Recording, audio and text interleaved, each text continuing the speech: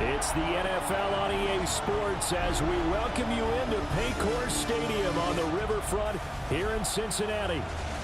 Tonight on this fine Thursday night, we've got a good one in store, as it'll be the Minnesota Vikings taking on the Cincinnati Bengals. With Charles Davis, as always, I'm Brandon Gaudin. Charles, you talked about storylines in this one. I think it begins and ends with our two quarterbacks, certainly two of the best in the business. And nowadays, I don't think you can get by for long periods of time without a top-flight quarterback. The way the game is played, with all the responsibility he has and how the game flows through him, if he's not on the top of his game, your team's not going to benefit at all. Here are the Bengals on offense, and here is Joe Burrow ready to lead them at quarterback. And when you come into the league as the #1 guy selected, a lot of hype comes with it, and sometimes that weight can be unbearable. But this young man, he took that weight on and handled it as well as you can imagine. And I love his ability to make a second, third reaction play and create downfield. Jonathan Grenard. Credit him with a sack as he buries him for a loss of 10. This one complete to Yoshibas. That's a good bounce-back play right there after taking a sack on first down. Didn't quite get it to the marker, but now they're in a much better spot for a third and short yardage call. Through the offensive coordinator, you love looking at that section a heck of a lot better than trying to figure out third and long. And he is going to have a Bengals first down as they're able to get the third down conversion. First down. First and 10. They go right back to the ground here in Brown. And able to break one tackle, but then quickly brought down. But a nice little gain. He's tackled at the 40-yard line. It's a gain of 9. Here's Burrow.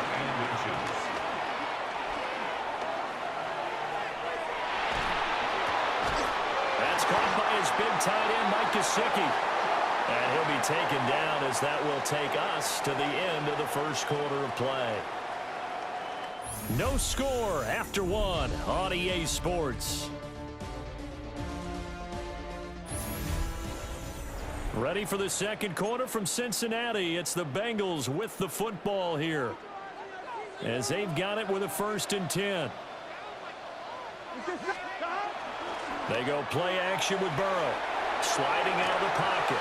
Oh, this one incomplete. The pressure got to him as he released it. And it's 2nd down. Now it's Burrow. Throwing into traffic there, and that's complete. And he's down into the red zone at the 15 after a gain of 15. 1st and 10. They'll give this up the middle to Brown. And they get to him quickly here as he stopped right around the 13.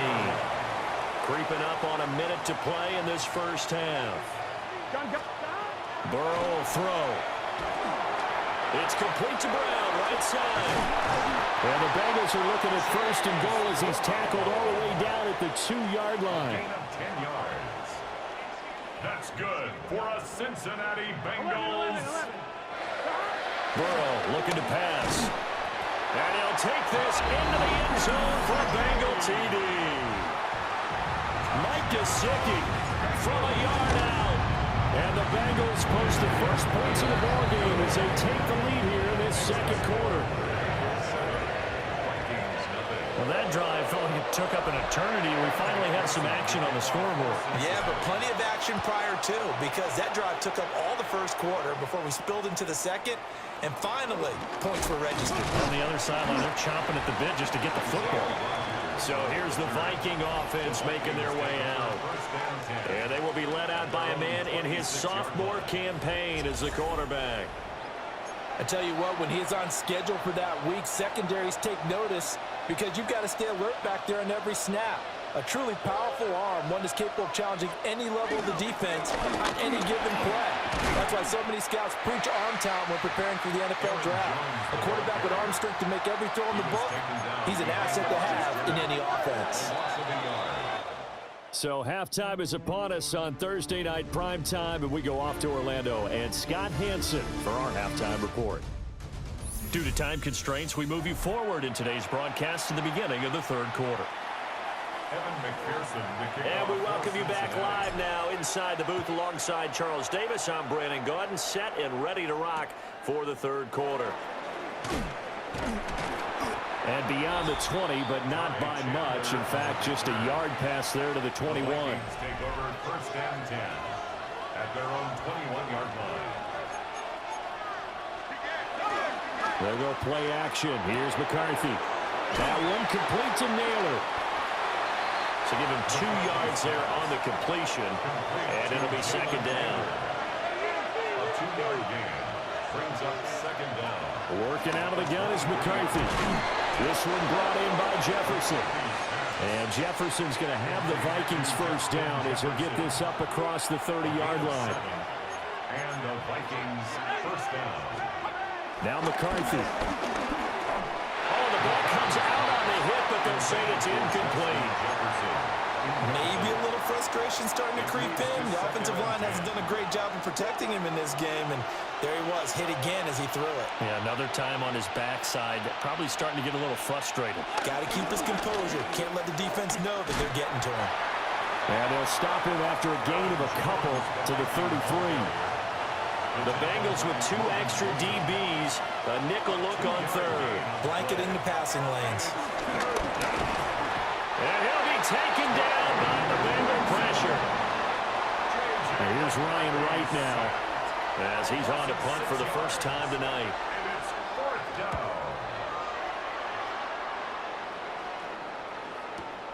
down. On the return is Jones.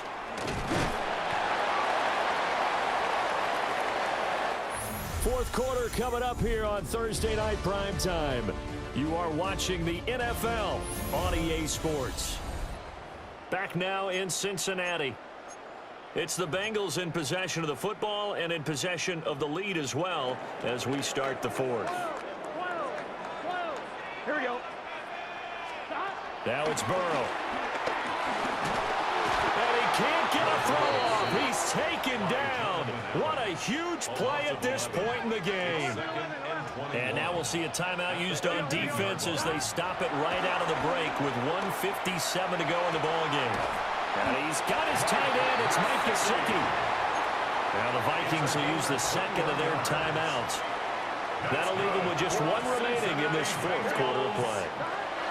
Now it's Burrow. Oh, he'll let one go deep for Higgins. This is caught inside the 15.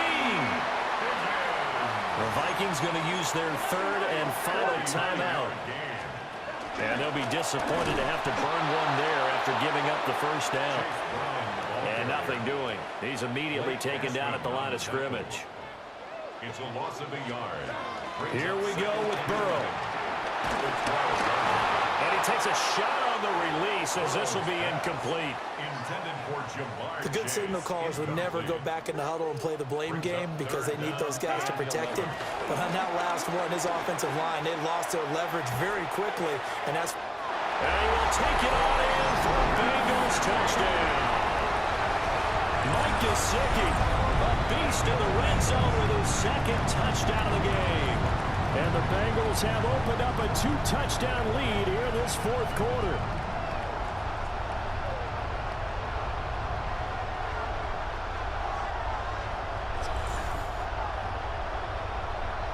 McPherson now for the extra point.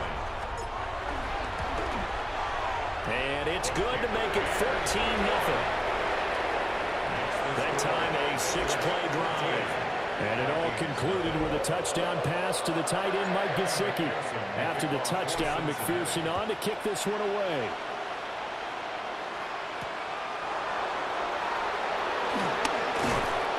And they will wrangle him down a couple yards shy of the 30. So all eyes on this Vikings offense. Down by 2 touchdowns. 65 seconds remaining. They've yet to dent the scoreboard tonight. Now they've got to do it twice late if they want a chance here. And this turns into a nice gain with a slide at the end. A gain of 15. First down, Vikings. And at 50 seconds left, he'll spike it to stop the clock.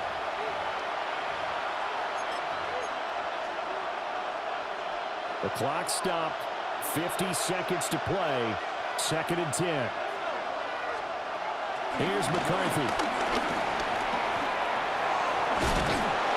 And taking it across midfield and just shy of the 40. This is 1st and 10. 42-yard line.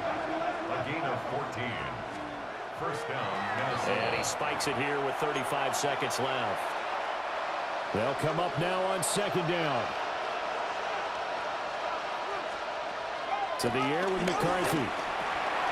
He'll get this complete to Rondale Moore. And he's got another first down as the tackle's going to be made at the Bengals' 26. 16 yards. And the Vikings first down. And now he clocks it with 19 seconds remaining. Here's 2nd and 10.